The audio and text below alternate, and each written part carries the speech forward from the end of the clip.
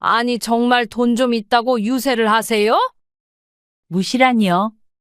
그런 적 없어요. 전부터 말하고 싶었는데요. 돈 가지고 애들 좌지우지하고 그러지 마세요. 좌지우지 하다뇨? 뭔가 오해가 있으신 모양인데. 맞잖아요. 돈 좀 있다고 애 돌잔치까지 와서 갑질을 하고 말이에요. 사돈, 저희는 그런 뜻이 아니고요. 좋은 마음으로. 좋은 마음이고 차시고 기분이 너무 안 좋네요. 하나밖에 없는 우리 아들 돈으로 꼬셔서 뺏어가더니 그걸 제 눈으로 직접 확인했는데 제 기분이 좋겠어요. 어머니, 그만하세요. 뺏어가긴 누가 뺏어갔다고 그러세요. 저희는 절대 무시한 적이 없고요. 하나밖에 없는 자식이랑 사위한테 뭐든 해주고 싶어서 그랬던 거예요. 그걸 꼭 그렇게 요란을 떨면서 해줘야겠어요. 너희도 그러는 거 아니다. 부모를 똑같이 존경해야지. 돈 있다고 더 존경하고 돈 없다고 업신여기고 그러면 안 돼. 그리고 지호, 너는 집 좀 해왔다고 남편 깔보면 안 되고. 오늘 이야기 속 주인공은 60세 신정림 씨입니다. 그리고 그녀의 딸과 사돈에 관한 이야기이죠. 하나밖에 없는 딸과 사위를 위해서 아낌없이 해주고 싶었습니다. 누구나 먹고 살기 힘든 요즘에 좀 더 여유가 있는 부모가 자식을 챙기고 싶어서 도와줬는데, 사돈은 그게 자신들을 무시한 것이라며 돈 있다고 유세를 떨지 말라고 막말을 했습니다. 어째서 자신의 자식에게 잘하는 처갓집 식구를 이처럼 눈엣 가시처럼 생각하는지 모를 일이었습니다. 반대되는 입장이었다면 신 씨는 참 고마웠을 것 같았습니다. 그리고 설령 불만이 있어도 가려 말해야 하는 게 사돈지간인데 신 씨의 사돈은 전혀 그럴 생각이 없어 보였습니다. 할 말 못할 말 구분 못하고 쏘아대는 사돈네. 무슨 자격지심으로 그러는지는 몰라도 신 씨도 더 이상은 도저히 참아 넘길 수가 없었습니다. 그렇게 돈으로 생색내지 말라니까 본때를 보여줄 생각이었습니다. 신 씨는 외동딸이 있었습니다. 이름은 박지효입니다. 신 씨의 딸은 대학을 졸업한 뒤에 곧바로 직장에 들어갔고 그때까지도 신 씨와 함께 살았습니다. 그리고 회사에서 만난 동료와 3년 정도 연애를 했습니다. 연애 기간 동안 신 씨도 몇 번 본 적이 있던 딸의 남자친구는 성격이 좋고 다정해서 신 씨도 무척 마음에 들어 했습니다. 그리고 딸이 딱 30이 되었을 때 신 씨에게 말했습니다. 사실 준석 씨랑 결혼 얘기가 나오고 있어. 정말이야? 너무 잘 됐다. 신 씨는 쌍수를 들고 환영했습니다. 그런데 어쩐지 딸의 표정이 좋지 않았죠. 근데 고민이 있어. 준석 씨 쪽이 좀 걱정되는 게 있어서. 왜? 뭐가 걱정인데? 무슨 문제 있대? 신 씨가 의아하게 묻자 딸이 머뭇거리며 이야기를 털어놨습니다. 부모님이 조금 어려우신가 봐. 그래서 결혼하는데 지원을 못 해주신다고 그러네. 그럴 수도 있다고 생각했습니다. 누구나 자식 결혼에 돈을 보탤 수 있는 건 아닐 테니 말이죠. 근데 내가 걱정되는 건 그동안 부모님한테 생활비도 다달이 드렸었나 봐. 근데 부모님이 결혼하고 나서도 어느 정도씩은 받기를 원하신대. 그래서 모아둔 돈은 없대? 아니, 그 와중에 돈은 착실히 모으긴 했더라고. 근데 사정이 그러니까 나도 고민이 돼. 받지는 못하고 계속 도움만 드려야 되는 상황이니까. 몇십만 원이 많지 않은 것 같지만 이 30년이라고 생각하면 너무 큰 돈이잖아. 딸은 심각하게 말을 했고 신 씨 또한 잠시 생각에 잠겼습니다. 딸의 말도 틀린 말은 아니었습니다. 시작도 하기 전에 부담감부터 느끼게 되니 망설여지는 게 이해가 갔죠. 하지만 신 씨도 남편과 함께 정말 없이 시작했고 양가 부모님이 돌아가실 때까지 부양을 하며 살았습니다. 그래도 행복한 가정을 이루고 잘 살았죠. 그래서 만약 그게 딸의 결혼에 있어서 유일한 장애물이라면 사람을 먼저 보라고 해주고 싶었습니다. 신 씨가 보기에도 사위는 사람이 참 좋았으니 말이죠. 딸은 신 씨의 말을 듣고 자신도 결혼은 꼭 하고 싶다고 했습니다. 사실 나도 결혼하고 싶은 마음이 크니까 고민도 하고 있는 거겠지. 신 씨가 적극적으로 설득한 것은 아니었고 이미 딸의 마음은 많이 기울어진 듯 했습니다. 신 씨도 사돈의 재산 상황은 크게 개의치 않았습니다. 형편이 좋은 건 아니었지만 그래도 꾸준히 경제 활동은 하고 있다고 하니 말이죠. 그런 생각은 남편도 마찬가지였습니다. 집은 엄마 아빠가 해줄게. 그러면 너희 생활비 부담은 좀 덜할 거 아니야. 그러자 딸이 놀란 표정을 지었습니다. 정말? 그래. 집이야 있는 사람이 하면 되는 거지. 요즘 집 사는데 남자 여자가 있는 것도 아니고. 네 아빠 말이 맞아? 그러니까 부모님한테 생활비 조금씩 드리는 거는 너무 아깝게 생각하지 마. 딸은 무척 감동했습니다. 그리고 그건 예비 사위도 마찬가지였는지 그날 저녁에 따로 전화가 오기도 했습니다. 정말 감사하다며 잘 살겠다고 젖은 목소리로 말하는 예비 사위 덕에 신씨 부부는 집을 사주는 게 전혀 아깝지가 않았죠. 그렇게 신씨는 딸을 결혼시켰습니다.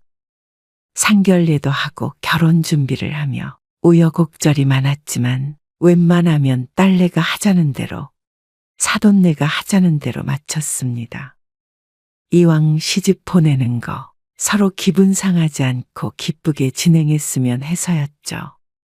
그리고 딸이 결혼하고 나서도 신씨는 경제적으로 많이 도움을 주었습니다. 사위가 승진했을 때나 각종 기념일에는 용돈도 두둑하게 챙겨주려고 노력했죠.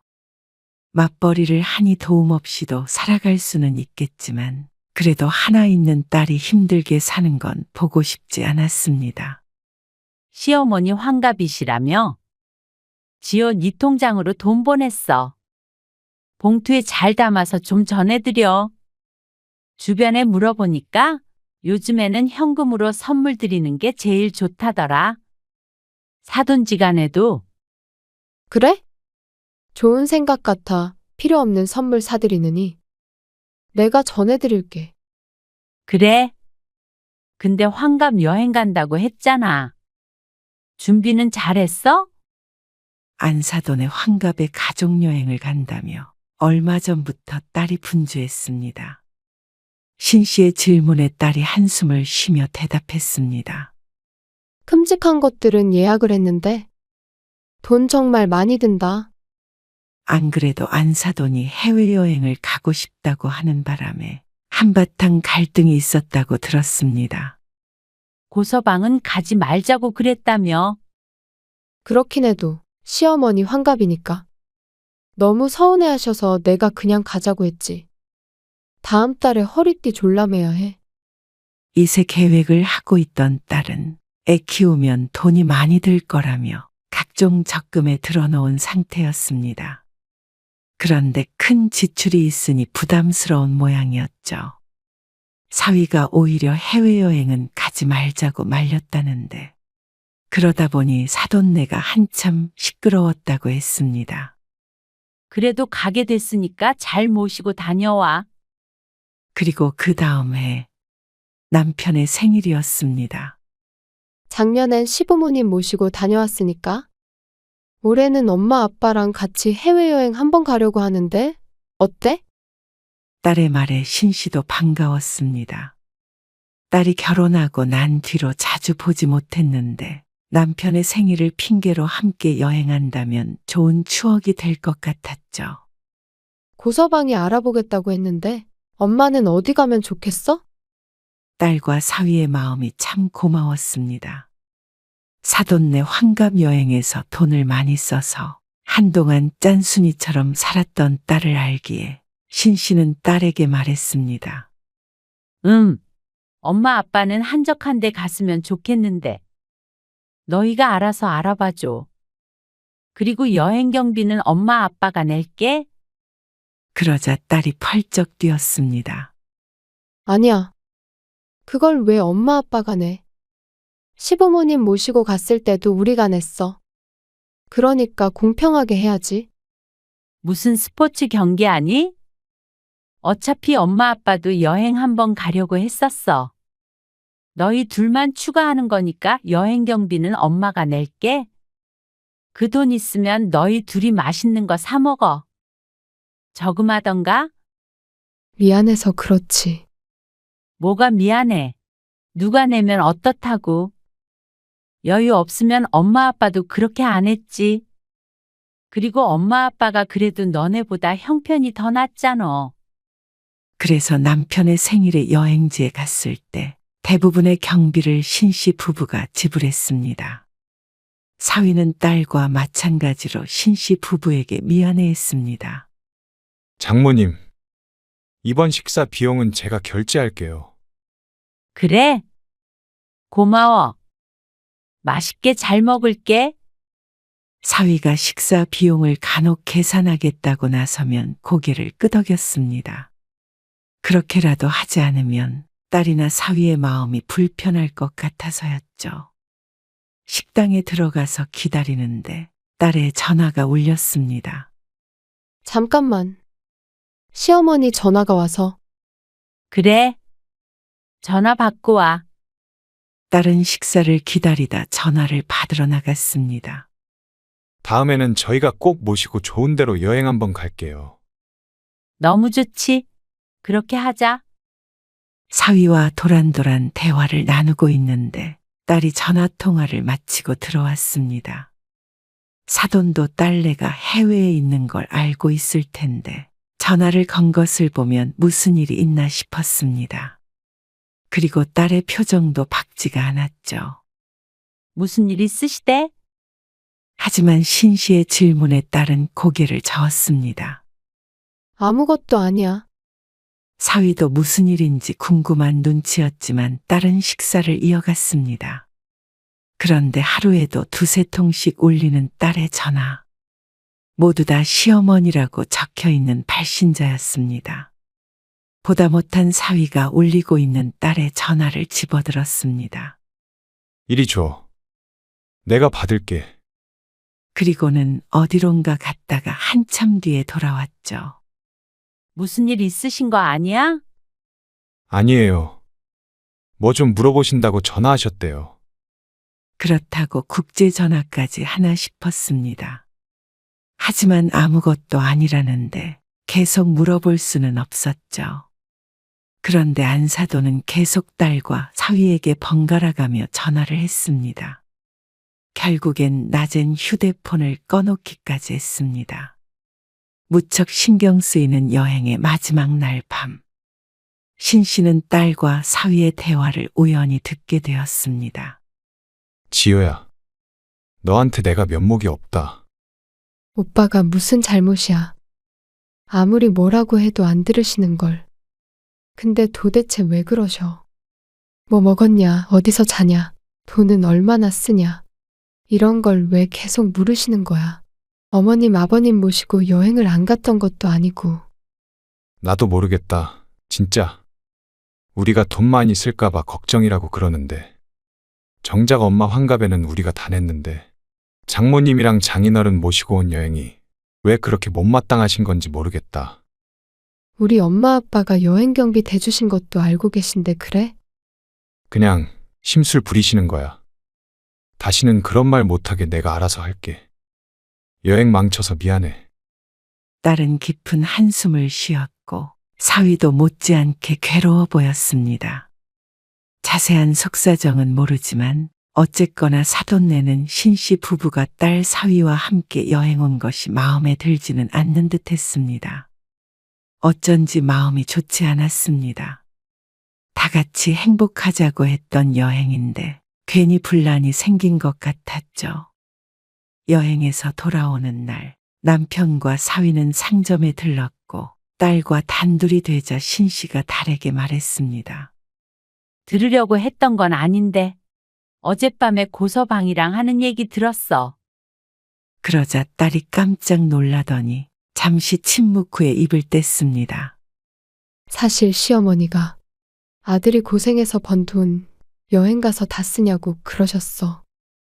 너희 경제 상황을 걱정해서 하신 소리 아니야? 뭐 아깝다고 생각하실 수 있지. 사람인데 그런 생각이 들 수도 있는 거 아니겠어? 엄마가 우리한테 도움 많이 주는 거 아시면서도 꼭 그렇게 말씀하셔. 엄마는 우리한테 주기만 하잖아. 그래도 각자 사정이 있는 거지. 오늘 보니까 고서방 얼굴이 말이 아니더라.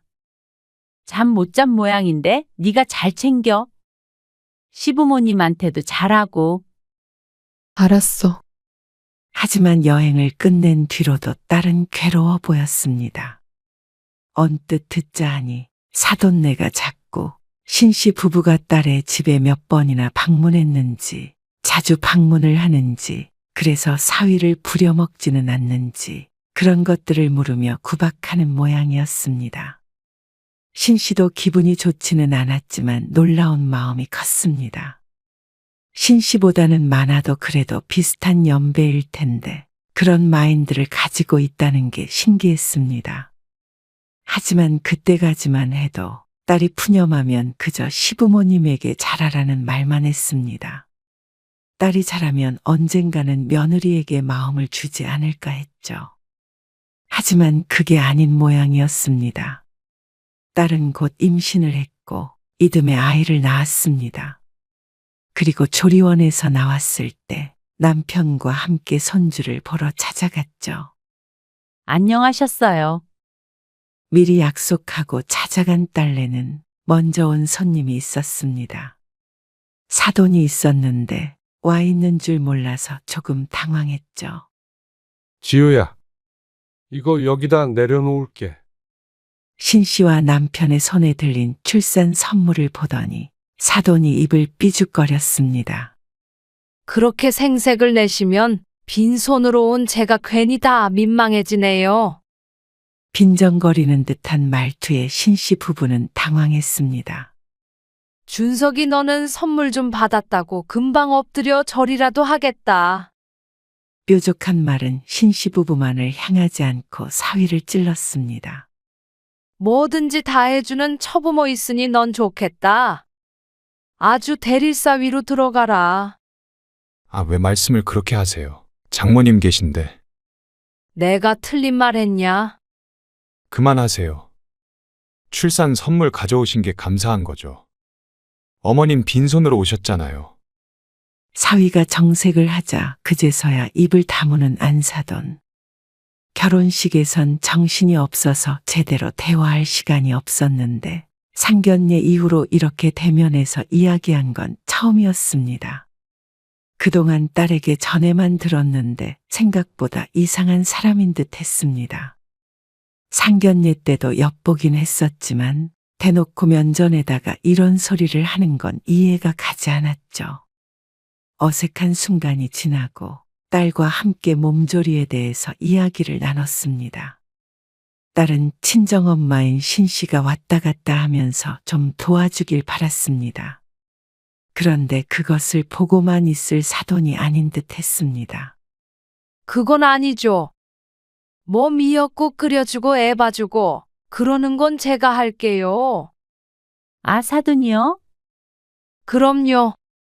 원래 이런 건 시엄마가 해주는 거죠. 장모가 왔다 갔다 하면 우리 아들이 불편하잖아요. 어이가 없었습니다. 무슨 말씀이세요? 당연히 지효가 애를 낳았으니까 친정엄마가 보살펴주는 게 더 편하죠. 거기서 제 얘기가 왜 나와요? 그러자 이어지는 사돈의 말은 더 기가 막혔죠. 지금 집 사준 게 네 장모라고 편드니? 그 핑계로 얼마나 자주 드나들길래? 신씨가 딸의 집에 방문한 건 한 손으로도 꼽을 수 있을 정도로 적었습니다. 그러는 안사돈은 딸이 힘겨울 만큼 뻔질나게 드나든 것으로 알고 있었습니다. 무슨 말씀을 하시는 거예요? 너는 좀 가만히 있어. 팔불출이라고 소문내니? 내가 밥도 차려주고 한다니까? 그러자 딸의 얼굴이 시커멓게 변했습니다.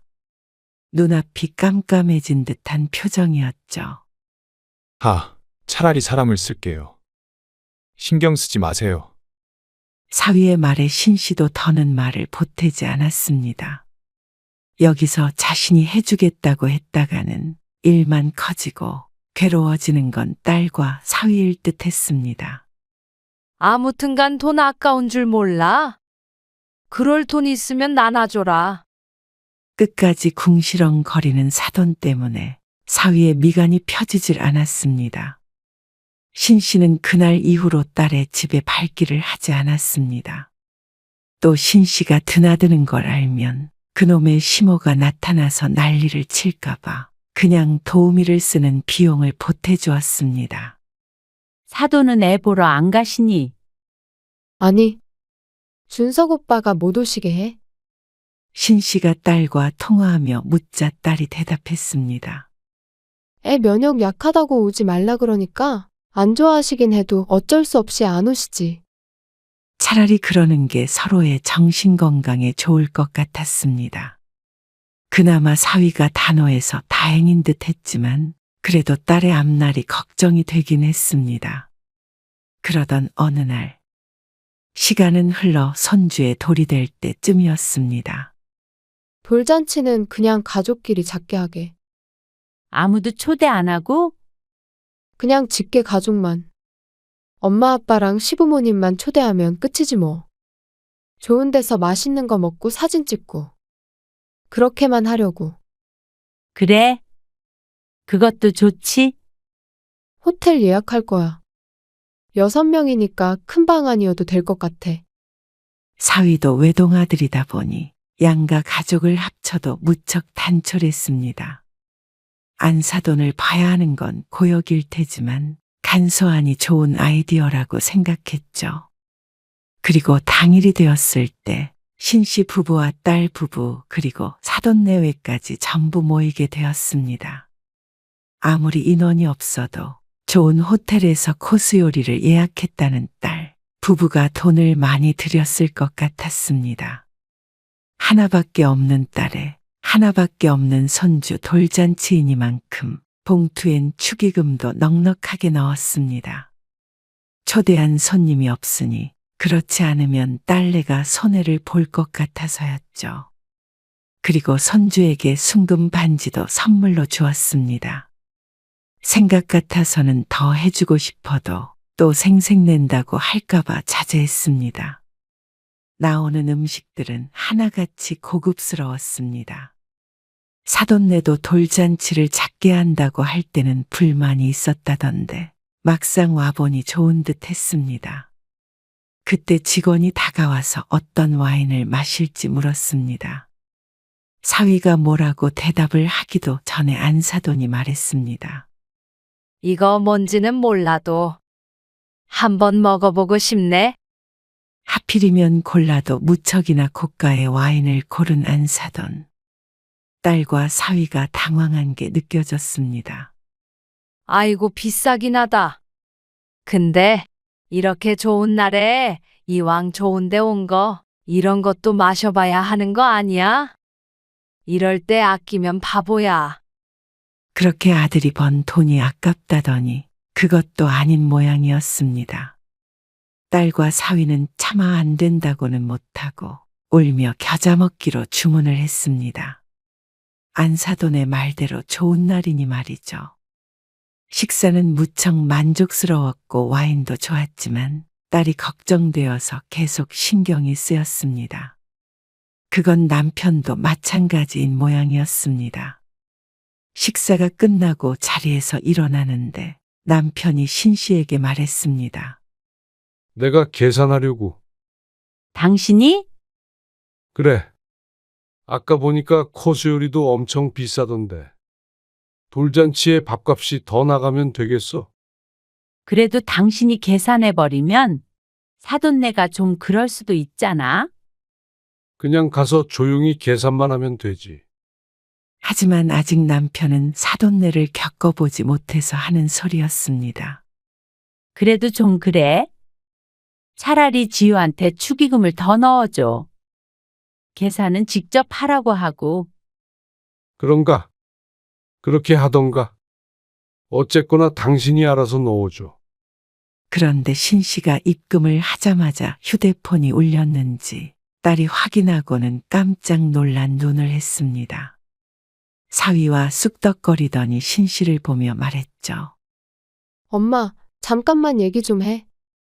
그러더니 신 씨를 데리곤 화장실 쪽으로 갔습니다. 그러자 사위가 먼저 입을 열었습니다. 장모님, 축의금 주셨는데 왜 또 보내셨어요? 아, 봉투에 들었던 건 지호 아빠가 넣은 거고. 나는 따로 입금한 거야. 뽑아오는 걸 깜박해가지고. 근데 어떻게 이런 데를 예약했어? 너무 좋더라. 그건 그런데 너무 많이 주셨어요. 좋은 날 가족들이랑 좋은 시간 보냈는데 뭐. 계산하는데 보태던가? 나중에 애기 옷 사주던가 하면 되지. 신 씨 부부는 평범한 직장에 다니는 딸과 사위가 부담이 될까봐 걱정이 됐습니다.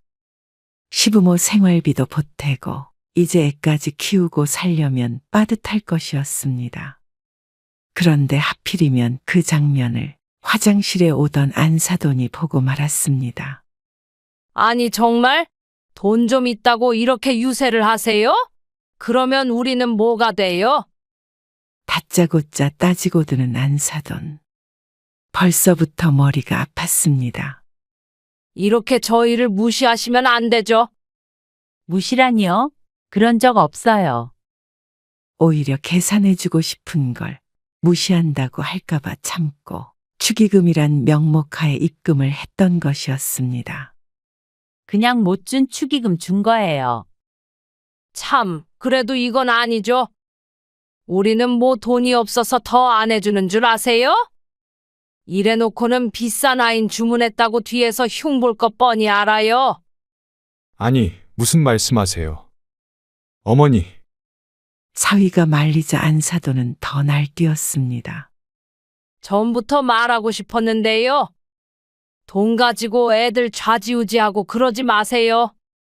좌지우지 하다뇨? 맞잖아요. 돈 좀 있다고 애 돌잔치까지 와서 갑질을 하고 말이에요. 도대체가 무슨 소리를 하고 있는지 하나도 이해가 안 갔습니다.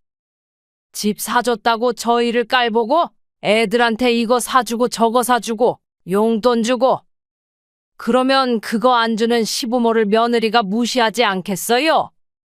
자식 그렇게 키우는 거 아니에요. 사돈, 저희는 그런 뜻이 아니고요. 좋은 마음으로. 좋은 마음이고 자시고 기분이 너무 안 좋네요. 하나밖에 없는 우리 아들 돈으로 꼬셔서 뺏어가더니 그걸 제 눈으로 직접 확인했는데 기분이 좋겠어요? 뺏어가긴 누가 뺏어갔다고 그러세요? 사위가 말리면 말릴수록 사돈은 노발대발하며 날뛰었습니다. 주 내용은 신시부부가 자신들을 무시하고 있다는 것이었죠. 저희는 절대 무시한 적이 없고요. 하나밖에 없는 자식이랑 사위한테 뭐든 해주고 싶어서 그랬던 거예요. 그걸 꼭 그렇게 요란을 떨면서 해줘야겠어요? 점점 선을 넘는 말에 신씨도 남편도 표정이 굳어져 갔습니다. 너희도 그러는 거 아니다. 부모를 똑같이 존경해야지. 돈 있다고 더 존경하고 돈 없다고 업신여기고 그러면 안 돼. 그리고 지호 너는 집 좀 해왔다고 남편 깔보면 안 되고.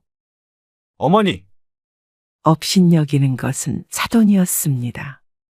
그동안 딸에게 어떻게 했는지 신씨가 모르는 것이 아니었습니다. 시간이 지나면 나아지겠거니 하고 참고 있었던 것이었죠. 그럼 더 이상 애들 지원 안 해주면 되겠습니까? 참다 못한 남편이 말했습니다. 사돈께서 그렇게 생각해 오셨다면 이제는 저희도 애들 안 도와주겠습니다. 그러면 서로 얼굴 붉힐 일도 없겠죠. 그럴게요. 이제는 돈 한 푼 안 줄 테니까 이만하죠? 참나? 사람을 이상한 사람을 만드네. 지금 누가 봐도 사돈네가 잘못한 거잖아요. 돌잔치에 애들한테 뒤에서 돈이나 찔러주고 사람 우습게 만들었잖아요. 알겠으니까 사돈 뜻대로 하겠다는 거잖아요. 그렇게 원하던 대로 집도 돌려받을게요. 뭐라고요? 돈 가지고 유세 떨지 말라면서요. 그러면 그 집도 꼴 보기 싫으실 거 아니에요. 그렇게 할게요. 그러자 옆에서 사위가 말했습니다. 네. 그렇게 할게요. 장모님이 다시 가져가세요. 야, 고준석? 장난해? 그걸 원하신 거 아니었어요? 그래도 줬던 걸 뺏어?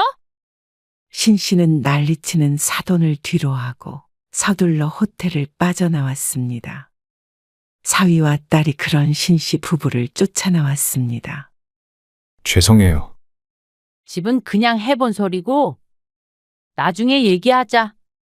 도저히 웃으며 말할 수 있는 상황이 아니었습니다. 그날 밤엔 신 씨도 남편도 잠을 설쳤습니다. 딸 결혼을 잘못 시켰구나 하는 생각마저 들었습니다. 무슨 자격지심이 있는지 몰라도 뭘 하든 꼬투리를 잡으니 당해낼 재간이 없었습니다. 그런 사람이 딸의 시어머니라고 생각하니 가슴이 꽉 막힌 듯 답답했죠. 한동안은 딸에게도 연락하지 않았습니다. 사위에게는 사죄의 문자가 왔지만 답장하지 않았죠. 그런데 몇 주 뒤에 뜻밖의 소식을 듣게 되었습니다. 엄마, 우리 시어머니 거의 쓰러지셨어. 왜? 고서방이 집도 명에 넘겨준다고 증여계약서 써가지고 보여드렸거든. 그리고 이제 용돈도 못 드린다고 그랬지. 생활에 여유가 없다고. 아이고, 그래서 연을 끝내 만에 하시니까. 고서방이 그러면 정말 연을 끊자고 그랬거든. 그러니까 알아 누우셨어. 피식 웃음이 났습니다. 그렇게 돈에 예민하더니 자신 몫이 없어지는 건 싫은 모양이었습니다. 그리고 고서방이 이제 시어머니 전화도 받지 말라고 내 휴대폰에서 번호 차단해버렸어. 괜찮대? 몰라. 고서방한테 전화하셔가지고 자꾸 욕하시는데. 처갓집에서 해줘도 난리고 안 해줘도 난리냐면서 호통쳤더니 아무 말 못하셨지. 씁쓸한 기분이 들었습니다. 사돈네 눈치 보느라 내 자식에게 해주고 싶은 것도 못 해줬으니 말이죠. 그리고 고서방이 정말로 집도 돌려드리자고 했는데 그건 내가 좀 천천히 생각해보자 그랬어. 당장이 너무 힘들어질 것 같아서 미안. 됐어. 그러면 세금밖에 더 나와? 열심히 벌어서 애 키우는 데 써. 미안해 엄마. 고서방도 엄마 얼굴을 못 보겠대. 어떻게 그런 부모에게서 사위 같은 사람이 나왔는지 모를 일이었습니다. 보기 엉뚱한 사람에게 굴러 들어간 듯 했습니다. 신 씨는 이번에는 딸에게 시부모님에게 잘하라는 말은 하지 않았습니다. 대접도 자격이 있는 사람이 받는 것이었으니 말이죠. 생활비 안 주면 그래도 돈은 많이 모으겠네. 차라리 잘된 것인지 몰랐습니다. 사위에게는 모르겠지만 확실히 딸은 숨통이 트인 것 같았습니다. 졸지의 부모와 연을 끊게 된 사위가 안쓰러웠습니다. 고서방이랑 한번 와. 맛있는 거 해줄게. 알았어. 시간 날 때 한번 갈게. 신 씨는 딸과의 전화를 끊고 생각에 빠졌습니다. 참 어리석은 사돈이었습니다. 형편 좋은 사돈을 만나서 딸이 풍족하게 지냈다면 신 씨도 좋을 것 같았습니다. 그리고 그동안 안 좋은 소리를 들어도 혹시나 내 딸에게 피해가 갈까봐 참아 넘겼던 순간들이 후회가 됐습니다.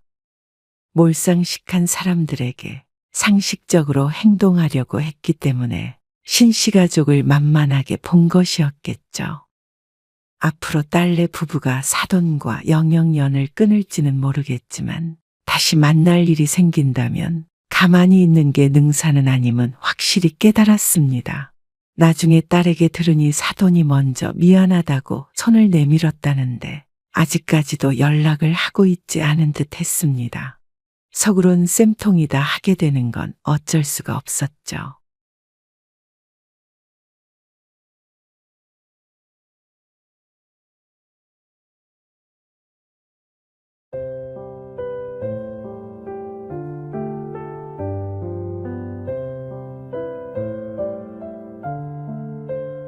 부모가 큰 수술을 하는데 놀러 가는 놈이 어디 있어?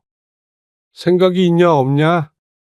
우리가 가라고 해도 취소하거나 적어도 미루기는 했어야 할 거 아냐? 솔직히 아버지 때문에 마음 진짜 불편해요. 그냥 다녀오라고 해주실 수도 있잖아요. 위암은 솔직히 생존율 진짜 높아요. 90%가 넘어요. 말기도 아니고 일찍 발견한 편이잖아요. 그러면 수술하면 거의 일상 회복할 수 있대요. 그거 잘라내면 남은 고쳐줘도 평생 밥 먹을 때 불편하게 살아야 될 수도 있는 거야. 아, 알아요. 알죠. 근데 제가 여행 안 간다고 수술이 더 잘 되는 건 아니잖아요. 네 엄마 무서워서 맨날 조용히 운다. 잠도 계속 설치고 말이야. 너희 얼굴 못 보게 될까봐 무섭다고 하는 사람이야. 근데 자식이란 놈이 어떻게 그렇게 매정하게 말하냐. 여행 그까짓 거 언제든지 갈 수 있는데 좀 미루면 안 되는 거냐. 아니, 국내 여행이면 그렇게 했죠. 엄마한테는 제가 잘 말씀드렸어요. 오늘 이야기 속 주인공은 63세 강경찬 씨입니다. 그리고 그녀의 아내와 아들 며느리에 관한 이야기이죠. 강 씨의 아내는 위암 진단을 받았습니다. 말년에 행복하게 오순도순 살자 대화를 나누었던 것이 무색하게 강 씨 부부는 큰 시련을 맞게 되었습니다. 아무리 희망적인 얘기를 들어도 불안했고 웃으며 TV를 보다가도 순간 부부는 말이 없어졌습니다. 자신과는 다르게 건강한 음식을 좋아하던 아내였는데 왜 하필 아내가 암에 걸린지 몰랐습니다. 강 씨는 아내 앞에선 의연한 척했지만 뒤에선 남몰래 눈물을 훔친 적도 있었습니다. 하지만 자식의 마음은 다른 듯 했습니다. 부모가 암에 걸려도 일이 먼저였고 수술을 한다고 해도 미리 예약해 놓은 여행이 먼저였습니다. 아무리 말기가 아니라지만 어떻게 이렇게 무신경할 수가 있는지 몰랐죠. 결혼하면 자식과도 멀어진다는 소리는 들었지만 그 이전에 아들 며느리의 인성마저 의심이 됐습니다. 하지만 그렇게 키운 장본인도 강씨 부부이기에 내가 뿌린 씨는 내가 거두기로 다짐했습니다. 강씨 부부는 자식이 아들 하나였습니다. 워낙 먹고 살기 힘들었던 어린 시절을 보냈고 많은 형제들 틈에 치이며 살아서 그런지 둘 이상 낳을 생각은 해본 적도 없었습니다. 그런 외동아들을 결혼시킨 것은 몇 년 되었습니다. 이제는 손주도 있는 할아버지가 되었죠. 돈 벌고 자식 키우고 숨가쁘게 살아온 세월을 지나 퇴직을 했습니다. 그래서 아내와 함께 좋은 것 보고 맛있는 거 먹으러 다니며 그렇게 노후를 보낸 지는 불과 1, 2년 정도밖에 되지 않았습니다. 그리고 마음 놓고 펑펑 놀며 살지도 못했죠. 나 출근해. 오늘 좀 일찍 퇴근할 거야. 3시. 맞아. 알았어. 나는 5시쯤 집에 올 거야. 아내는 100세 시대에 우리가 60대이니 앞으로 살아갈 날이 너무 길다고 했습니다. 그래서 나름대로 노후 준비를 했음에도 불구하고 여전히 지인의 커피숍에 출근해서 일을 도와주고 있었습니다. 좀 편히 살았으면 하는 마음도 있었지만 강 씨 또한 퇴직 전부터 준비했던 부동산 투자 일을 조금씩 하고 있었습니다. 수빈이 이번에 재롱잔치 하는 거 영상 봤어? 아니, 안 보내주던데. 이것 봐. 우리 손주밖에 안 보이네. 저녁에 집에서 식사를 하다가 아내가 휴대폰을 켜서 손주의 동영상을 보여줬습니다. 귀엽네. 강 씨 부부는 밥 먹다 말고 흐뭇하게 손주가 춤을 추는 것을 지켜보았습니다. 오랜만에 우리 수빈이 보고 싶네. 요즘도 애들 많이 바쁘대. 연락해봤어? 그저께 통화했는데 한번 오라고 했더니 바쁘다네. 걔들이 안 바쁜 때가 있었나? 아들은 결혼 후에 통 얼굴을 보기가 힘들었습니다. 손주 수빈이 아기일 때는 저녁 시간에 강 씨의 집에 맡기곤 했는데 어느 정도 크고 나자 명절이나 어버이날 등이 아니면 일상적인 때에는 만나기가 어려웠죠. 특히나 아이와 있는 시간이 많았던 아내는 그렇게 손주가 애틋한 모양이었습니다. 하나밖에 없는 손주이고 둘째는 낳지 않을 거라고 하니 앞으로도 유일한 손주였습니다. 그러면 당신 생일 때 어디 같이 놀러 좀 가자고 할까? 내 생일? 어디? 그건 진성이랑 얘기를 해봐야지. 어디 보자. 강 씨가 달력을 보니 아쉽게도 생일은 수요일이었습니다. 평일이네. 애들 출근해야 되니까. 그 전주나 그 다음 주 주말에 가자. 토요일에 갔다가 일요일에 오면 되지. 그럴까? 내일 전화해 봐야겠네. 미리 말을 해놔야 시간을 빼놓겠지. 아내는 무척 들떠 보였습니다. 몇 번이고 손주 영상을 돌려보고 사진첩에서 사진도 보며 웃었습니다. 그런데 다음날 아들에게 전화해서 물어보니 난감한 기색을 보였습니다. 요즘 회사 일이 바빠서 주말에 멀리 갔다 오는 건 좀 부담스러워요. 전 토요일에 출근할 때도 있고 그래서 네 엄마 생일쯤에도 바빠? 생신이 날짜가 엄마 생일도 몰라. 다음 달 28일이잖아. 그러자 아들은 여행까지는 안 될 것 같다고 대답했습니다. 강 씨보다도 아내가 몹시 실망했습니다. 그래서 강 씨가 아들에게 다시 연락해서 그러면 당일에 밥이나 한 끼 같이 먹자고 했습니다. 하지만 그마저도 바쁘다는 이유로 곤란하다고 했습니다. 아직 한참 남았는데도 말이죠. 당일에는 좀 그렇고요. 평일이잖아요. 저희가 시간 내서 주말에 갈게요. 그래. 알았다. 이렇게까지 말했는데 안 된다고 하는 걸 보니 오죽 바쁜가 싶었습니다. 그래서 강 씨는 미련을 바렸습니다. 애들이 너무 바쁘대. 시간 내기가 힘든가 보더라고. 그래? 어쩔 수 없지. 그날은 우리끼리 맛있는 거 먹으러 가고, 나중에 애들 오면 또 좋은 데서 식사하고 그러자. 서운해하지 마라. 알았어. 안 서운해. 그런데 얼마 뒤에 아들네가 해외여행을 가기로 되어 있다는 소식을 듣게 되었습니다. 아내의 생일이 지나고 얼마 안 있어서였습니다. 미리 계획을 했던 모양이었지만 내심 서운한 기분은 들었습니다. 그렇게 바빠서 주말에 여행도 못 가고 평일에 밥 한 끼도 못 먹는다더니 며칠 동안 쉬어야 하는 해외여행은 간다는 말이었습니다. 아내도 그 말을 듣고는 겉으로 표시는 안 했지만 상심하긴 한 모양이었습니다. 가끔씩 허공을 보며 한숨을 쉬기도 하고 외롭다는 말을 하기도 했습니다. 남편이 있는데도 외롭다는 걸 보면 자식 때문인 것 같았죠. 그러던 어느 날이었습니다.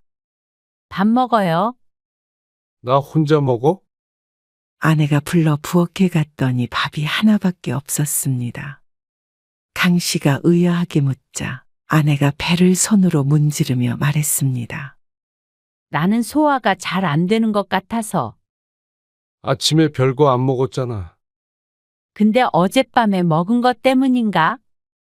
얹힌 것 같은 기분이라 별로 안 먹고 싶네. 약은 먹었어? 소화제 먹었지? 그래도 조금이라도 먹어봐. 아예 아무것도 안 먹으면 배고파서 어떡해. 물 말아서 조금 먹을까? 그래, 그렇게 아내는 간단하게 점심 식사를 했습니다. 반찬도 이것저것 먹지 않았죠. 그런데 오후에 아내는 배를 부여잡고 있었습니다. 아니 배가 그렇게 아파? 그러네. 진통제도 먹어봐. 강 씨가 찬장에서 약을 꺼내서 주며 말했습니다. 아니 그러지 말고 병원에 가보자. 무슨 병원이야? 약 먹고 좀 쉬면 되겠지? 위험이면 진통제로 안 돼. 그건 아닌 것 같아. 뭐 먹고 얹힌 것 같아? 그런데 그 뒤로도 아내는 종종 식사를 하면 배를 움켜잡곤 했습니다. 그래서 결국 며칠 뒤에 아내를 끌고 병원에 갔죠. 아무튼 그 고집 때문에 고생만 했잖아. 어차피 올 병원인데 진작 왔으면 덜 아팠지. 금방 나을 줄 알았지 뭐. 위험이나 위궤양일 거라고 생각하고 다소 가벼운 마음으로 내시경을 했습니다. 그런데 내시경 결과 암일 가능성이 있다고 조심스레 말하는 의사의 말에 머리가 고장난 듯 생각을 이어갈 수가 없었습니다. 아내를 보니 놀란 얼굴을 하다 갑자기 눈시울이 붉어졌습니다. 겁에 질린 것이 눈에 훤히 보였죠. 의사 선생님, 뭐가 잘못된 것 같은데요. 저희 아내가 평소에 고기 이런 것도 잘 안 먹어요. 나물 좋아하고요. 아직 확실한 건 아니고요. 조직 검사를 해봐야 해요. 아닐 가능성도 충분히 있습니다. 그 말에도 강 씨 부부는 안심할 수 없었습니다. 조직 검사를 한다는 것 자체가 문제가 있다는 말이었으니 말이죠. 그런데도 강 씨는 의연해야 했습니다. 아내의 상태를 보니 곧 땅굴이라도 파고 들어갈 것처럼 절망에 차 있었습니다. 위궤양 같은 거겠지. 당신이 무슨 암이야? 그리고 의사도 혹시나 해서 검사해보는 거라고 했잖아. 강 씨는 조직 검사 결과를 기다리며 아내를 달랬습니다. 그 시간이 길지 않았지만 강 씨 부부는 유달리 시간이 천천히 흐르는 것 같았고 불안과 고통 속에서 지내야 했죠. 아내는 이미 암에 걸린 것처럼 가끔 눈물을 비추기도 했습니다. 아내는 속이 좀 안 좋은 걸 제외하고는 다른 증상이 없었습니다. 강 씨는 밤마다 누워서 휴대폰으로 위암에 대해 검색을 해보았습니다. 근데 발견하기 전까지 별다른 증상이 없는 것은 대부분 그런 듯 했습니다. 그리고 아내가 없을 때 지인에게 전화해서 이것저것 물어보기도 했습니다. 아내가 암이 아닐 거라는 희망을 갖고 싶어서였는데 결국 얼마 뒤에 아내는 위암 진단을 받았습니다. 강 씨는 낙담했지만 그래도 그 안에 희망은 있었습니다. 수술도 할 수 있고 진행이 많이 되지 않은 것으로 여겨진다고 했습니다. 내시경상 전이되었을 가능성도 낮다고 했죠. 위는 일부 절제해야 하겠지만 완치율이 높다고 했습니다. 그 외에도 눈물을 흘리는 아내에게 의사는 좋은 얘기를 많이 해줬습니다. 강 씨는 혹시 몰라 의사가 하는 말을 휴대폰으로 전부 녹음해 두었습니다. 친절한 의사를 만나서 참 다행이라고 생각했죠. 강 씨는 남몰래 가슴을 쓸어내렸습니다. 그래도 속이 안 좋았을 때 병원에 와본 게 불행 중 다행이었습니다. 만약 계속 소화제만 먹고 버텼다가 더 늦게 발견됐다면 어땠을까 떠올리자 아찔했습니다. 천만다행이야, 여보. 내가 알아보니까 의사 선생님 말씀처럼 완치율이 엄청 높다고 그러더라고. 우리나라가 위암 진짜 잘 고친대. 수술하다가 잘못되면? 그럴 리가 있어. 그럴 리가 왜 없어. 왜 안 좋게 생각해? 우리보다 의사 선생님이 더 잘하시지. 괜찮을 거라고 그러셨잖아. 그건 그렇지만 자, 이거 다시 들어봐. 강 씨는 집에 와서도 의사가 한 말을 녹음했던 걸 다시 다시 들려줬습니다. 마음을 추스른 상태에서 들으니 그래도 아내의 기분이 좀 풀리는 듯 했습니다. 강 씨는 쉬지 않고 아내에게 떠들었습니다. 내 친구 형섭이 있지? 얼마 전에 통화했는데. 당신도 기억하나? 20년 전쯤에 위암에 걸리셨었거든? 근데 지금 90세고 엄청 정정하셔. 그래? 정말로 하나도 걱정하지 마. 강 씨가 아들에게도 전화해서 말했습니다. 암이라는 단어 하나의 아들도 놀란 듯 잠시 정적이 흘렀습니다. 몇 분간 허하는 한숨 소리만 들려왔습니다. 네 엄마 많이 우울해하니까 너도 신경 좀 써. 아무리 바빠도 엄마 건강이 먼저잖냐? 그렇죠. 알겠어요. 그리고 다음날 아들이 아내에게 전화를 한 모양이었습니다. 우중충 장마 같았던 아내의 표정이 모처럼 환하게 개었습니다. 나 그만 우울해하고 힘내려고. 그래, 우리 수빈이 대학 가는 것도 봐야지. 당연한 소리를 해. 누가 들으면 시한부 선고 받은 줄 알겠어. 강 씨도 가벼운 투로 대꾸했습니다. 그리고 그날 이후로 아내는 하던 일을 잠시 쉬기로 했습니다. 계속해서 일을 하겠다는 아내를 말리며 당연히 그만두어야 된다고 생각했다가 강 씨는 생각을 고쳐먹었습니다. 어차피 완치가 될 건데 일상을 바꾸는 것보다는 평소와 같은 게 아내에게도 좋다고 생각했습니다. 그렇지만 마음은 좋지 않았습니다. 곧 죽을까봐 그렇게 슬퍼하고 무서워하면서도 여전히 돈을 벌려고 한다는 게 말이죠. 늘 하는 소리가 나중에 자식에게 부담 안 주려면 더 벌어야 한다. 들 하나 있는데 내가 많이 벌면 다 아들 거다. 이 소리를 입에 달고 살던 아내였습니다. 그러니 더 짠할 수밖에 없었습니다. 수빈이 엄마도 알고 있겠지? 나 암 걸린 거? 알겠지? 왜? 아니야. 그러고 보니 며느리에게서 전화가 왔다는 소리가 없었습니다. 통화를 했다면 진작에 강 씨에도 말을 했을 텐데 말이죠. 강 씨는 혀를 찼습니다. 아내는 아니라고는 했지만 내심 섭섭한 눈치였습니다. 당연했습니다. 경사에는 연락이 없어도 적어도 시모가 암에 걸렸다면 전화해서 안부를 물어야 하는 것이 당연했습니다. 강 씨도 며느리에게 서운했고 아들에게도 섭섭하긴 마찬가지였습니다. 그리고 얼마 뒤 CT 결과가 나오고 다행스럽게도 빠르게 수술 날짜가 잡혔습니다. 운이 좋았죠. 그래서 강 씨가 아들에게 전화해서 날짜를 일러주었습니다. 위 조금 잘라내야 된대. 그나마 빨리 발견해서 다행이네요. 그렇다니까. 아무튼 날짜 잘 적어놔. 네. 알겠어요. 전화를 끊고 나서 생각해 보니 수술하는 날의 본래라면 아들이 해외에 있을 때였습니다. 여행을 가는 날짜와 겹치는 것 같았습니다. 아들네 여행은 어쩌나 걱정은 되었지만 엄마가 아파서 수술을 하는데 어쩌겠나 싶었죠. 그리고 얼마 뒤 아내의 생일이었습니다. 혹시나 했지만 아들은 오지 않았습니다. 암 선고를 받고 아들만 한번 강 씨의 집에 와서 밥을 먹고 갔고 그 뒤로는 깜깜무소식이었습니다. 그런데 진작부터 바쁘다고 했었고 못 온다는 건 알고 있었으니 따로 연락은 하지 않았습니다. 강 씨는 괜찮았습니다. 다만 아내가 걱정될 따름이었죠.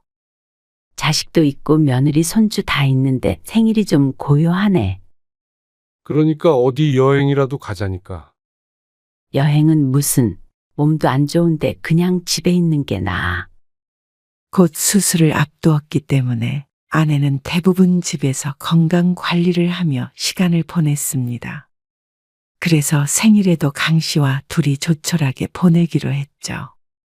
하지만 자식이 자꾸만 눈에 밟히는 것 같았습니다. 바쁜지 아침에 아들에게서 전화가 없어서 강 씨가 귀띔을 해준 뒤에야 아내가 생일 축하 연락을 받을 수 있었죠. 자꾸만 아들 보고 싶다, 손자 보고 싶다 하는 통에 강 씨는 한숨을 쉬었습니다. 곧 수술을 한다고 생각하니 아내가 생각이 많은 것 같았습니다. 그럴 일 없다고 하는데도 자꾸 수술하다 못 깨어나면 어쩌나 하는 생각도 하곤 했습니다. 그래서 다음날 강 씨가 아들에게 전화를 걸었습니다. 엄마 입원하기 전날에 여기 집에 와서 하룻밤 자고 가면 안 되겠냐? 입원하기 전날이요? 그래. 아무래도 엄마가 많이 불안한 모양이야. 그러자 아들이 당황스러워했습니다. 아, 근데 수술 이틀 전 오후 비행기예요. 비행기? 네, 저번에 말씀드렸잖아요. 가족끼리 여행 간다고요. 그 말에 아들보다도 강 씨가 더 당황했습니다. 당연히 수술 날짜와 겹치기에 여행은 취소할 거라고 생각했으니 말이죠. 서로가 서로에게 당황한 가운데 강 씨가 아들에게 다시 물었습니다. 여행이 가겠다고? 그거 이제 와서 취소를 할 수가 없어서요. 위약금도 많고 수빈이랑 수빈이 엄마도 엄청 기대하고 있어요. 수빈이 엄마 애 키우느라 신혼여행 이후로 처음 해외로 가는 거라서 들떠 있어가지고. 아들이 말끝을 흐렸습니다. 강 씨는 뭐라 대꾸할 수가 없어서 침묵을 지켰습니다. 그러자 아들이 계속해서 변명을 했습니다. 잠자코 듣고 있던 강 씨가 아들의 말을 끊고 얘기했습니다. 그래도 다른 것도 아니고 수술이잖아. 생일에 못 오는 것을 가지고 뭐라고 한 적은 없었습니다. 하지만 위암 수술은 다른 문제였습니다. 차라리 조금 미루면 어떠냐? 아, 그게 날짜를 미룰 수가 없어요. 취소했다가 다시 해야 되는데 위약금이. 위약금 내가 주마. 자꾸만 꺼내는 돈 얘기에 강 씨가 대꾸했습니다. 지금 그게 중요한가 싶었죠. 그러니까 아들도 더는 할 말이 없는지 곤란한 듯 대답했습니다. 일단은 알겠어요. 수빈이 엄마랑 상의해 볼게요. 전화를 끊고 강 씨는 한참을 심란함에 일이 손에 잡히질 않았습니다. 설마 아들네가 여행에 갈까 싶었습니다. 상의를 해본다고 했으니 아내에게는 굳이 얘기하지 않았습니다. 위약금이 얼마가 나온들 강 씨가 지불할 의사가 있었습니다. 그런데 수술이 다가오자 아들에게서 전화가 왔습니다. 휴대폰에 뜬 아들의 이름을 볼 때부터 불안했습니다. 그리고 역시나 아들은 기가 막힌 말을 했습니다. 오늘 아침에 엄마랑 통화했어요. 무슨 통화? 엄마가 저희 여행 다녀오라고 그러시던데요. 아내가 가지 말라고 붙잡을 리가 없었습니다. 그걸 또 아내에게 전화해서 가도 될지 상의를 한 건지 허락을 받은 건지 모르겠지만 어쨌거나 아들의 행동이 참 황당했습니다. 수술 끝나고 다음날 오전에 돌아오거든요. 오후에 병원으로 갈게요. 마음의 짐을 덜은 듯 아들의 목소리가 사뭇 가벼웠습니다. 금방 40 되는 놈이 생각이 이렇게 짧은지 몰랐습니다. 제 엄마가 걱정도 안 되는 모양이었죠. 입장을 바꿔서 아들이 위암 수술을 하는데 부모인 강 씨 부부가 해외여행을 간다고 하면 잘도 좋아하겠다 싶었습니다. 너 내가 위약금도 준다고 했잖냐? 그래서 엄마한테 말하니까 그냥 다녀오라고 하셨어요. 그걸 엄마한테 왜 전화를 해서 물어봐? 다녀오라는 소리가 듣고 싶었던 거 아니냐? 그건 아니고요. 강 씨는 이제는 화를 내지 않을 수가 없었습니다. 계속 참기만 하니 아들이 알아듣질 않는 것 같았습니다. 부모가 큰 수술을 하는데 놀러 가는 놈이 어디 있어? 생각이 있냐 없냐? 우리가 가라고 해도 취소하거나 적어도 미루기는 했어야 할 거 아냐? 그러자 아들은 오히려 한숨을 푹 쉬며 말했습니다. 솔직히 아버지 때문에 마음 진짜 불편해요. 그냥 다녀오라고 해주실 수도 있잖아요. 아들은 당연히 여행을 취소해야 된다고 생각하는 강 씨에게 불만이 있는 듯 했습니다. 그러면서 하는 소리가 강 씨의 가슴을 후벼 팠습니다. 위암은 솔직히 생존율 진짜 높아요. 90%가 넘어요. 말기도 아니고 일찍 발견한 편이잖아요. 그러면 수술하면 거의 일상 회복할 수 있대요. 어떤 사람은 맹장 수술이랑 비교하기도 하던데요. 어떤 정신 나간 놈이 위를 잘라내는 수술이랑 맹장 수술을 비교해? 아니, 말이 그렇다는 거죠. 그거 잘라내면 암은 고쳐져도 평생 밥 먹을 때 불편하게 살아야 될 수도 있는 거야. 아, 알아요, 알죠. 근데 제가 여행 안 간다고 수술이 더 잘 되는 건 아니잖아요. 말문이 턱하고 막히는 기분이었습니다. 대단한 효자는 아니어도 이런 불효막심한 말을 하는 아들은 결코 아니었습니다.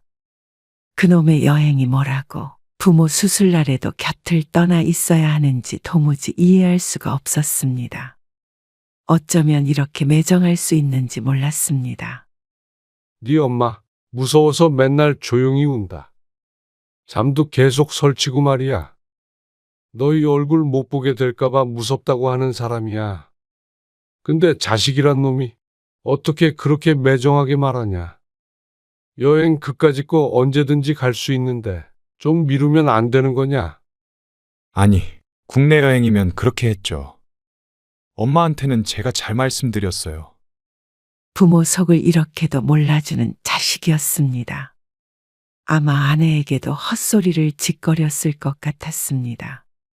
강 씨는 아내가 아들과 통화한 사실을 까맣게 모르고 있었죠. 속으로만 앓고 있을 아내가 참 딱했습니다. 이런 걸 자식이라고 보고 싶다고 하는 아내이기 때문이었습니다. 다른 수술 같았으면 저도 안 가요. 근데 이건 잘못될 일 별로 없대요. 다녀와서 집 놓고 바로 병원으로 갈게요. 생존율이 가장 높은 게 위암이라는 아들. 그러니 걱정하지 말라고 위로하려는 게 아니고 그래서 별거 아니라는 듯이 말하는 아들에게 화가 났습니다. 어떤 말로도 결정을 바꿀 것 같지 않아 강 씨는 더는 대화하지 않고 전화를 끊어버렸습니다. 이만 끊겠다는 말도 아까웠습니다. 그리고 나서 저녁에 아내에게 물어보니 아내가 괜찮다며 웃었습니다. 미리 예약한 거를 못 가게 하면 안 되지. 그 말에 강 씨는 가슴을 퍽퍽 내리치고 싶었습니다. 괜찮을 리가 없었습니다. 자식이 여럿인 것도 아니고 아내의 인생에서 가장 큰 수술이었습니다. 그리고 암이라는 게 얼마나 무서운 병인지 모르는 사람은 없었습니다. 강 씨는 아내보다도 자식 일이 무덤덤한 편이었지만 강 씨가 암에 걸린 상황이었더라도 아들의 말에 서러웠을 것 같았습니다. 그런데 아내 성격에 속이 문드러지지 않고 못 베길 것이었습니다. 그리고 아들은 정말로 아내가 수술한 날 오지 않았습니다. 기어이 여행을 간 모양이었습니다. 과연 맘 편히 여행을 즐길 수 있을까 싶었습니다. 그런데 매정하게 말하던 아들의 모습을 떠올리니 부모는 뒷전이고 좋은 시간을 보내고 있을 수도 있겠구나 싶었습니다. 강 씨는 더 이상 아들에게 기대하는 것도 없었습니다. 그냥 그런 놈이라고 생각하면 마음이 편했습니다. 수술실 앞에서 모니터를 보면서 기다리는데 강 씨의 애가 다 타서 없어지는 것 같았습니다. 다행히 수술은 잘 마쳤습니다. 걱정하지 말라던 의사의 말이 맞았습니다. 그리고 수술이 끝난 다음 날 아들이 며느리와 함께 찾아왔습니다. 피곤한 기색이 역력했습니다. 강 씨는 그 얼굴들이 보고 싶지 않아서 병실에서 나가 있었습니다. 면회 시간이 짧아서 금방 나왔지만 강 씨는 아들에게 아무 말도 하지 않았습니다. 며느리가 아내를 걱정하는 인사말을 강 씨에게 건넸지만 그조차도 대꾸하지 않았습니다. 그렇게 걱정이 되는 사람이 어떻게 시어머니가 암 진단을 받은 뒤로 전화 한 통 없었는지 묻고 싶었습니다. 아들도 눈치를 보며 세상 효자인 척 아내를 걱정했습니다. 하지만 강 씨의 마음은 이미 굳게 닫힌 뒤였습니다. 아들네가 돌아가고 아내를 보니 어쩐지 울적한 듯한 표정이었습니다. 자식이 왔는데 기쁜 표정을 짓지 않는 것은 처음이었습니다. 아프고 외로울 때 자식이 전혀 위로가 되질 않으니 어쩌면 당연했습니다. 어쩐지 아내도 머릿속이 복잡한 것 같았습니다. 그리고 퇴원하는 날도 아들은 전화가 없었습니다. 언제 퇴원한다고는 말을 했지만 생일도 기억 못하는 아들이 그걸 기억할까 싶었습니다. 얼마 뒤가 명절이었는데 강 씨 부부는 명절은 아들을 부르지 말고 건너뛰기로 했습니다. 집에 손님이 와도 맞이할 기운이 없기도 했고 자식과의 관계를 재정립해야 할 때라고 생각했습니다. 아내도 그런 강 씨의 말에 동의를 했습니다. 오지 말라고 하니 좋아서 명절에 처가와 놀러간 아들을 보고도 강 씨는 전혀 놀라지 않았습니다. 그리고 얼마 뒤에 강 씨가 아내에게 조용히 말했습니다. 집 이사 가자. 둘이 살기 좋은 곳으로 좀 크기 줄여서. 이사? 그래. 좀 더 한적한 곳으로 가도 되고. 그리고 가서 우리도 이제 다시 재밌게 살아보자. 더 멀리 여행도 가고 말이야. 그러자 아내가 잠시 생각에 빠졌습니다. 일도 당분간은 하지 말고 즐겁게만 살아보자. 우리도 이 나이에 일을 더 하려는 게 그놈 물려줄 생각을 해서 그렇지. 안 그러면 얼마든지 더 쓰면서 살 수 있잖아. 그러려고 평생 모았잖아. 그러자 아내가 조용히 고개를 끄덕였습니다. 큰일을 겪으니 달리 생각하게 되는 모양이었습니다. 아마도 자식에 대한 실망감이 컸을 것이라고 생각했습니다. 당신이 진성이 주자고 했던 시골 땅은 그냥 팔아버려. 어차피 더 받자 오르지도 않을 건데. 그리고 집 줄이고 이제 좀 쓰면서 살아보자.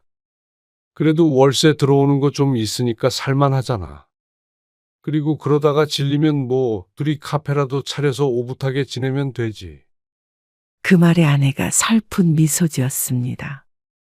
집 내놓을게. 알았어. 그리고 둘 중에 하나 죽으면 부동산은 전부 처분해서 살자.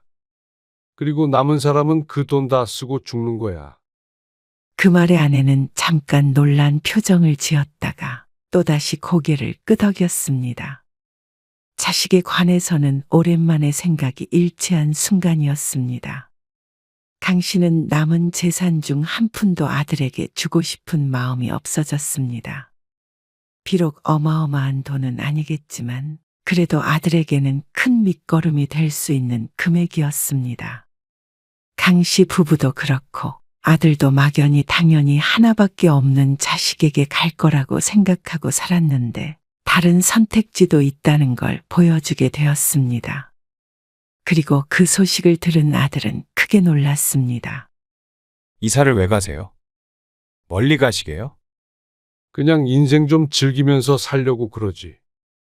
그러면서 아내와 했던 얘기를 슬쩍 말하자 아들이 언성을 조금 높였습니다.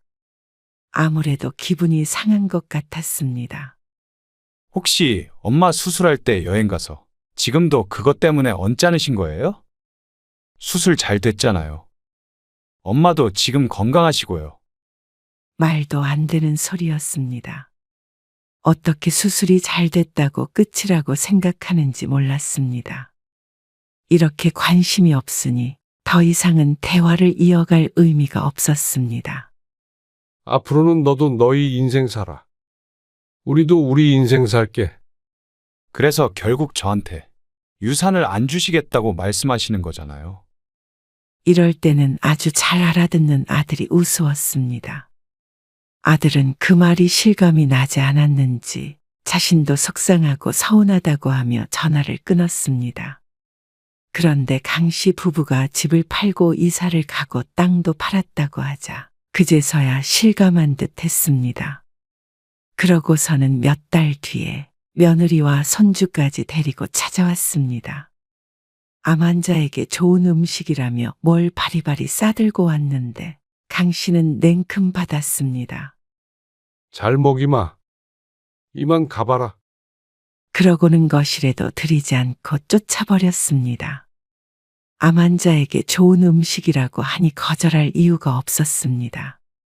그리고 키워준 세월이 있고 결혼할 때 준 것도 많으니 이 정도는 받아도 할 말이 없을 것이었습니다. 그러자 아들은 망연자실한 눈빛으로 강 씨를 바라보았습니다. 며느리도 단단히 놀란 것 같았습니다. 뒤늦게 아들이 아내에게 사과를 했지만 이미 아내도 마음이 돌아선 뒤였습니다. 아플 때 인간관계가 정리가 된다고 하더니 거기에는 부모 자식 간의 관계도 포함이 되는 것 같았습니다. 강 씨 부부는 아들과의 관계를 다시 생각해 보게 되었습니다. 내리사랑이라는 말이 있지만 언제까지 그렇게 살고 싶지 않았습니다. 남은 인생 사랑만 내려주다 끝내고 싶지 않았습니다. 강 씨 부부는 이제는 건강관리 잘하며 본인들을 위한 삶을 살기로 했습니다. 아무리 보고 싶다고 해도 비싼 얼굴 잘 보여주지도 않는 자식은 이제 뒤로 하기로 했죠. 그리고 아들도 언젠가는 이 기분을 느끼지 않을까 생각했습니다.